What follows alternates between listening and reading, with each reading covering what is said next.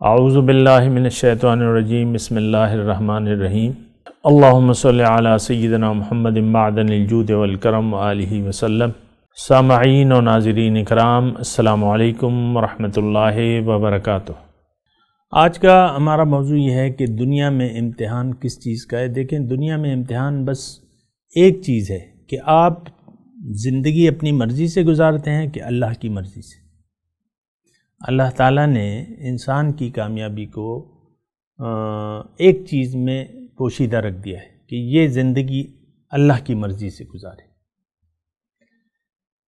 اس کو خواہشات، اس کو اختیار تو دے دیا ہے، زندگی اپنی مرضی سے گزارنے کا اختیار اس کو اللہ تعالیٰ نے دے دیا ہے، اور یہ اختیار دنیا کی کسی مخلوق کے پاس نہیں ہے۔ کسی کی کیا مجال کہ اللہ کی مرضی سے ادھر ادھر ہو سکے؟ کوئی مجال ہے؟ جو بھی کائنات میں وہ ہیں چیزیں ہیں، کسی میں یہ مجال نہیں ہے کہ جو اللہ کا نظام اس میں فٹ ہے اس کے مرضی کے خلاف، یعنی اس کے خلاف کوئی کام کرے۔ گھوڑا جو ہے گوشت کھا سکتا ہے، حالانکہ گھوڑا تو ذرا بڑا ہوتا ہے نا، بلی سے تو بڑا ہی ہوتا ہے نا گھوڑا، لیکن اس میں گوشت کھا ہی نہیں سکتا، وہ سونگھ کے ادھر کر دے گا، آپ لے بھی جائیں گے۔ تو دیکھیں، انسان کو اللہ تعالیٰ نے اختیار دیا ہے۔ یہ مختصر میں آپ کو بات کہہ رہا ہوں، قرآن کے مطابق کہہ رہا ہوں۔ انسان کو اللہ تعالیٰ نے دیا ہے اختیار، بس یعنی اس کو کامیابی کا راستہ بتا کے اس کو اختیار دے دیا ہے کہ تم اس راستے کے علاوہ راستہ بھی اختیار کر سکتے ہو۔ اللہ تعالیٰ نے انسان کو پیدا کیا اور اس کو اس کا مقصد حیات بتا دیا پیغمبروں کے ذریعے۔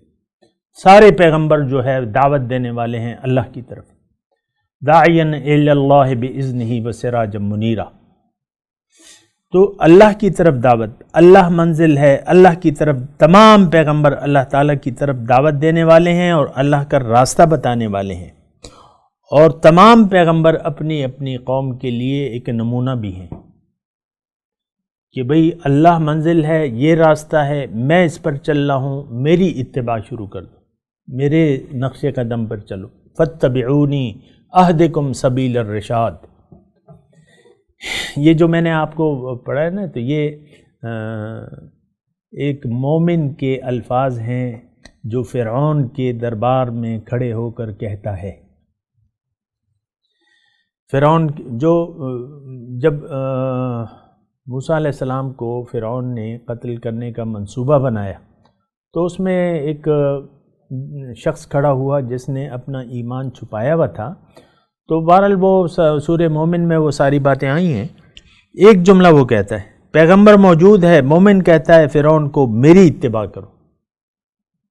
ہم کہتے ہیں نا، بعض اوقات کہتے ہیں کہ بھئی بس پیغمبر کافی ہے، پیغمبر کی اتباع نہیں، جو پیغمبر کے راستے پر چل رہا ہے اس کی بھی اتباع ہے۔ پیغمبر موجود ہے موسیٰ علیہ السلام، فرعون کو وہ کہتا ہے کہ یا قوم اتبعونی، میری اتباع کرو۔ پیغمبر موجود ہے، حیات ہے، موجود ہے، مومن کہتا ہے اے فرعون تم میری اتباع کرو، میں تمہیں سیدھا راستہ بتاتا ہوں۔ تو بہرحال امتحان آج کا جو ہمارا موضوع ہے یہ ہے کہ دنیا میں امتحان کس چیز کا ہے۔ دیکھیں، اللہ تعالیٰ نے ہمیں دنیا میں پیدا کر کے ہمیں سیدھا راستہ بتا کے، پیغمبروں کے ذریعے منزل بتا کے، نمونہ دکھا کے، ہمیں اب پھر دنیا بھی ہمارے سامنے ہے، دنیا و ما فیہا۔ اب دنیا کیا ہے؟ آپ کا اپنا ہے، یعنی اپنا وجود ہے۔ ہر ایک انسان اپنے آپ سے محبت کرتا ہے نا، ظاہر سے۔ تھوڑی سی بیماری ہو جاتی ہے، جلدی سے آپ ڈاکٹر کے پاس دوڑ جاتے ہیں، دوڑنا بھی چاہیے۔ لیکن یہ ہے کہ آپ کو ظاہر کی فکر ہے، لیکن اب آپ کی حقیقت تو باطن ہے، آپ تو امر ربی ہیں، آپ تو نور ربی ہیں، آپ تو اللہ کے ہیں، اور کوئی چیز ایسی نہیں ہے کہ ہم اس کو کہیں کہ بھئی یہ تو ایسا ہے۔ انا للہ و انا الیہ راجعون، یہ انسان کا کمال ہے کہ وہ یہ جملہ کہہ سکتا ہے۔ انا للہ و انا الیہ راجعون، یہ انسان کا کمال ہے کہ بس اس کو یہ اجازت ہے کہ ہم اللہ کے ہیں اور اللہ کے پاس واپس جائیں گے۔ تو بہرحال امتحان اس چیز کا ہے کہ جو امتحان دینا چاہے دنیا کے ظاہر کو دیکھ کر بھی اس کے ظاہری حسن سے متاثر نہ ہو، اس کو اپنی منزل نہ بنائے، اس کی محبت کو دل میں نہ لائے۔ اب امتحان یہ ہے کہ تمہارے دل میں محبت کس کی ہونی چاہیے، تم کس سے پیار کرتے ہو؟ تو پیار کے قابل جو ہے ایک ذات ہے، وہ ہے اللہ۔ یہ بات جو ہے ذرا نوٹ کر لیں۔ انہیں زندگانی کا حاصل سمجھ کے دیا دل محبت کے قابل سمجھ کے، وہ حاصل ہے۔ تو اب یہ ہے نا کہ امتحان یہ ہے کہ آپ ظاہر کو دیکھتے ہیں، اپنے ظاہر کو، اپنے جو بھی آپ کے آس پاس ہیں، آپ کا بیٹا ہے، بیٹی ہے، بیوی ہے، شوہر ہے، یہ وہ، آپ اس کو دیکھتے ہیں، انہی کو آپ اپنے مسائل کی جڑ سمجھتے ہیں۔ بعض بیویاں بڑی تنگ ہیں شوہر سے، بعض شوہر اپنی بیویوں سے بڑے تنگ ہیں، بعض اپنے بچوں کی نافرمانی سے تنگ ہے، میری بات تو مانتے ہی نہیں ہیں۔ آپ کو اس کی فکر ہے کہ آپ کو اپنے جس لیے آپ آئے ہیں، دیکھیں دنیا میں مسائل، اولاد کے مسائل حل کرنے کے لیے اللہ تعالیٰ نے ہمیں نہیں پیدا کی، مناسب ان کی تربیت ہے، بس ان کو ایک میسج دے دینا ہے، پھر ان کے پیچھے نہیں پڑنا، پیچھے تو کسی کی بھی نہیں پڑنا، انسان کے پیچھے آپ نے نہیں پڑنا کہ آپ بس یہ میرا بچہ ہے، میری بات مانے، یہ میری مرضی کے مطابق نہیں، بھائی اس کو چھوڑ دو، وہ اللہ کی مخلوق ہے، جس طرح چاہے زندگی گزارے، لیکن آپ کا کام یہ ہے بتانا، بلاغ پہنچا دینا، اس کے بعد کوئی ذمہ داری آپ کی نہیں ہے، نماز پڑھے یا نہ پڑھے۔ تو اس سے پھر والدین کا کوئی تعلق نہیں ہے، کم از کم میں مطلب ان والدین کو کہہ رہا ہوں جو اس سلسلے میں پریشان ہیں۔ بس آپ اپنی فکر کریں، آپ سے بچوں کی اطاعت کے مطابق نہیں پوچھا جائے گا کہ آپ کا بچہ نیک تھا یا بدکار تھا، یہ نہیں پوچھا جائے گا، اس کی تو اب اپنی مرضی ہے، اپنی زندگی ہے، اس نے خود جواب دینا ہے، آپ نے بتانا ہے، پھر آپ نے اس کی فکر نہیں کرنی، اپنی فکر کرنی ہے۔ بعض والدین بچوں کی فکر میں اپنی زندگی برباد کر دیتے، کوئی ضرورت نہیں ہے۔ بہرحال میں یہ کہہ رہا تھا کہ دنیا جو ہے وہ ایک امتحان ہے، اور امتحان میں آپ ادھر ادھر کے نظاروں کو نہیں دیکھتے۔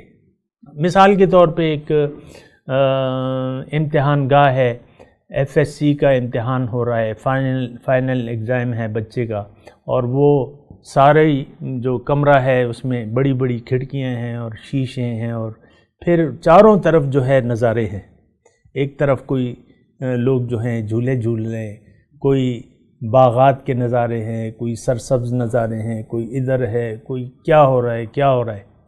تو جو امتحان دینے والا ہوگا وہ ان نظاروں کی طرف غور نہیں کرے گا، اپنا امتحان دے گا اور چلا جائے گا۔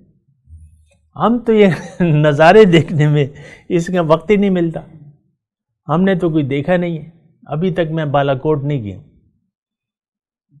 نہ کاغان گیا ہوں، ویسے ایک بات کر رہا ہوں نا، لیکن بڑی حسرت ہوتی ہے بھئی ہم نے کاغان ہی نہیں دیکھا۔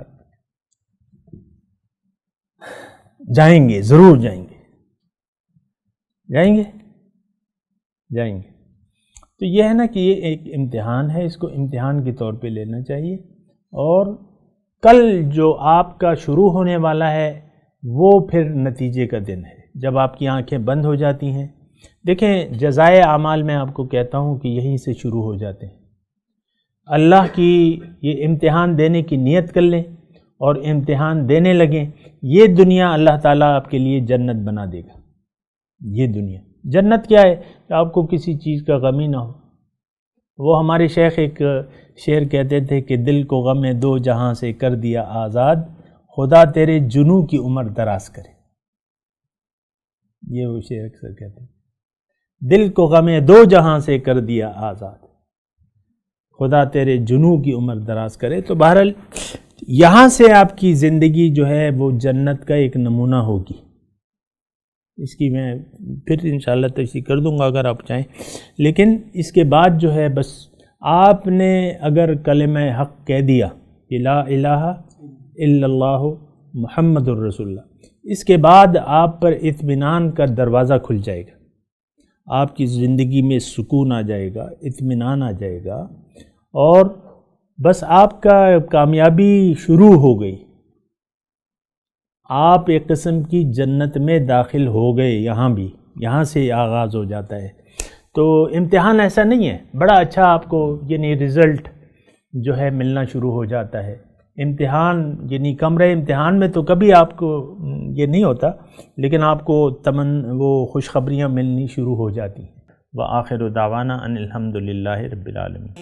مولاي صل وسلم دائما ابدا على حبيبك خير الخلق كلهم.